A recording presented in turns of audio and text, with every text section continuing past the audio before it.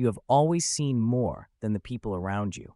Not because you chose it, it is simply how your mind has always worked. You sit in a conversation and already see where it ends. You hear what someone means beneath what they actually say.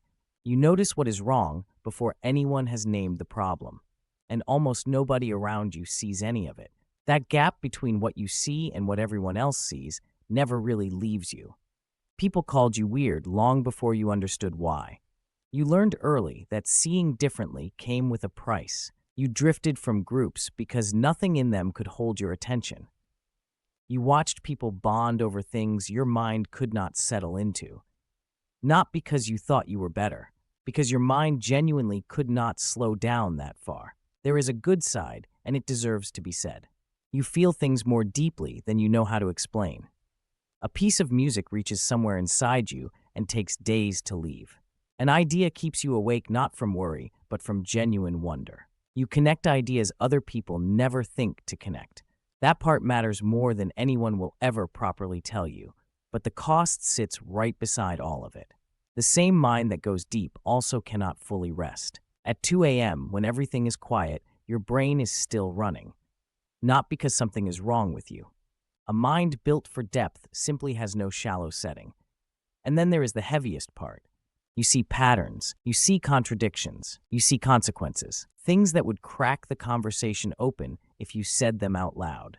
And you stay quiet, not because you are afraid, because you already know what happens the moment you speak.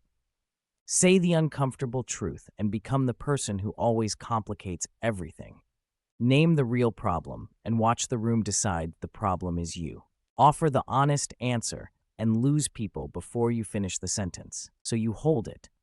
The observation that would have changed everything stays behind your eyes. The truth nobody in the room is ready for stays in your throat. You carry it from room to room, and nobody around you even knows. Over the years, it becomes something quiet and heavy. Not anger, not bitterness, the grief of a mind that has never been fully met. But here's what nobody tells you. The people who carried the most were often the ones the room never fully understood. They were the ones the room could never fully contain. Sometimes intelligence sounds like silence, not because it has nothing to say, because it already sees what the truth will cost. Your depth was never the problem. You were simply asking the wrong rooms to understand it. You were never too much. You were always waiting for the space that could finally hold all of you. That space exists, and everything you have been quietly carrying will finally make sense the moment you find it. Hit like and subscribe.